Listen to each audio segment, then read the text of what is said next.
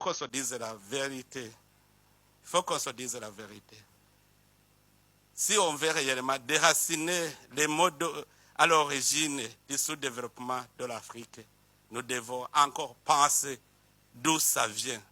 Pourquoi les pays africains, qui pourtant ont le potentiel économique important, sont emplois pour des guerres et du terrorisme avec la complicité de certains pays occidentaux?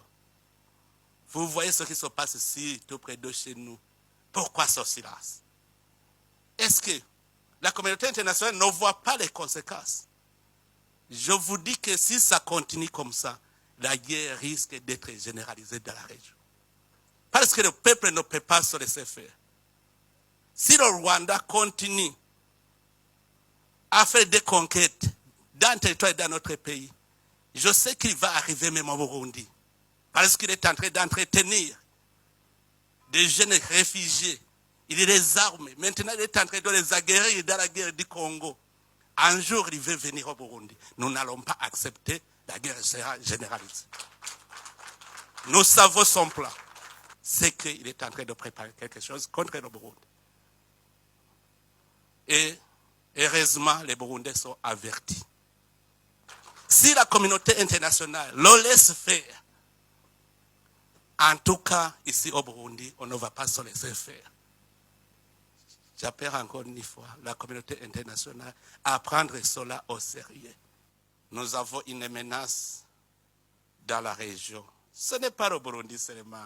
La Tanzanie, l'Ouganda, le Kenya, c'est à toute la région, c'est une menace. Si l'Est du Congo n'a pas la paix, la région n'a pas de paix. Ne pensez pas que c'est le Burundi seulement qui éprouve une menace. Les Sud-Africains sont en train de souffrir à l'Est du Congo. Est-ce que vraiment, vous voyez où se trouve l'Afrique du Sud? Mais l'insécurité à l'Est du Congo a des conséquences sur l'Afrique du Sud. N'est-ce pas, monsieur l'ambassadeur? Donc, au point de vue sécuritaire, seulement nous avons cette menace à l'Est du Congo. Si vous laissez les choses se détériorer comme ils sont, sachez très bien que les conséquences seront néfastes. Et chaque pays va se débrouiller lui-même. Mais vraiment, moi, j'ai un plan que j'avais proposé à la région. Je sais que si ce plan était respecté, on serait en paix. Parce que vous savez, si le Rwanda justifie sa présence par la présence des FDLR, est-ce que ce n'est pas une question qui peut être résolue pacifiquement? Sacrifier le peuple congolais, tuer des millions de gens, sous prétexte qu'il y a une menace. Est-ce que cela ne peut pas être réglé sans verser le sang des innocents? Je sais que les RDC et le Rwanda peuvent s'entendre très bien sur la gestion de ce mouvement. Moi-même, je disais qu'il faut une coalition internationale de lutte contre les groupes armés étrangers à l'est de la RDC. Comme ça va garantir le Rwanda et ça va aussi permettre au Congo d'entamer le processus de paix. Qu'est-ce qui manque? Qu'est-ce qui manque? C'est parce qu'il y a complicité. Sinon, si tous nous sommes d'accord de nous mettre ensemble pour combattre tout groupe armé étranger à l'est de la RDC, ça sera fini parce que ça va garantir le Rwanda. Ça va aussi permettre au Congo d'organiser son pays pacifiquement. Ça, c'est un.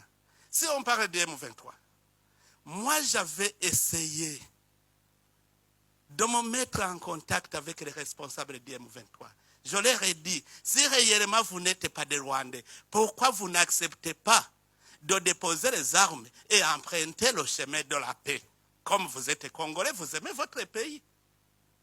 Alors, à ce moment-là, ils m'ont dit, nous sommes d'accord, parce que je leur disais, aussi longtemps que vous n'êtes pas cantonné, on ne saura pas qui est Rwandais, qui est Congolais. Il faut d'abord aller dans la zone de cantonnement, comme ça les Congolais sont à part, et puis les Congolais vont entamer le processus de paix, et les Rwandais vont rentrer chez eux. Sinon, on va toujours vous considérer comme des Rwandais. Et ils m'ont dit, le problème c'est qu'on nous impose d'être cantonnés dans une zone invivable. J'ai envoyé mes officiers pour aller inspecter la zone. C'était la zone de Sabignon. Ils ont trouvé que la zone était invivable. Et j'ai proposé au gouvernement congolais de décider sur une autre zone. Le gouvernement congolais a accepté. Nous avons fait la reconnaissance de la zone de Lomangabo. On a envoyé les chefs d'état-major pour aller inspecter, voir si la vie est possible. On a trouvé que toutes les facilités étaient là. Et le M23 avait accepté d'aller dans le cantonnement. On avait mis en place tout le nécessaire. Mais au moment où on allait commencer le mouvement, ils reprennent le combat. Pourquoi? Alors que chez moi, d'ailleurs, ils avaient dit, si nous y allons, quelle est la suite? La suite, c'est maintenant aller dans le processus de paix, les négociations de Nairobi. Et tout ce que vous réclamez, vous allez le réclamer pacifiquement. Ils avaient accepté. Et j'avais convaincu même le gouvernement congolais, souvenez-vous, le gouvernement congolais avait dit, s'ils acceptent d'être cantonnés, c'est qu'ils acceptent le processus de paix, nous allons les intégrer dans le processus de Nairobi. Le gouvernement congolais était d'accord. Mais quand ils reprennent le combat, comment négocier avec quelqu'un qui ne veut pas la paix? D'abord, pour négocier, il faut créer des conditions favorables aux négociations. La première chose, c'est le cessez-le-feu, c'est le désengagement des forces pour ramener la confiance entre les parties en conflit. Que ce soit le Rwanda, que ce soit la RDC, il faut que d'abord, il y ait cessation des hostilités, que les forces se désengagent. Comme ça, on crée un climat de confiance. Les gens vont se parler sans inquiétude. Or, entre les États, comment s'effectue le cessez-le-feu, le désengagement? C'est que les forces dans notre pays vont se désengager et aller dans leur pays. Et ils vont entamer les négociations. C'est normal. Mais qu'est-ce qui manque? La communauté internationale est ici. Qu'est-ce qui manque sur les deux processus? J'avais proposé ce plan et la région avait décidé d'envoyer une force régionale pour d'abord sécuriser les citoyens congolais, mais aussi pour combattre les groupes armés étrangers. C'est cela la présence du Burundi en RDC. On est allé dans le sens de l'idéologie régionale. Quand nous sommes arrivés au Sud Kivu, vous êtes témoins. La paix et la sécurité a été ramenée. On a entamé le processus de réconciliation des communautés congolaises. Jusque maintenant, c'est calme.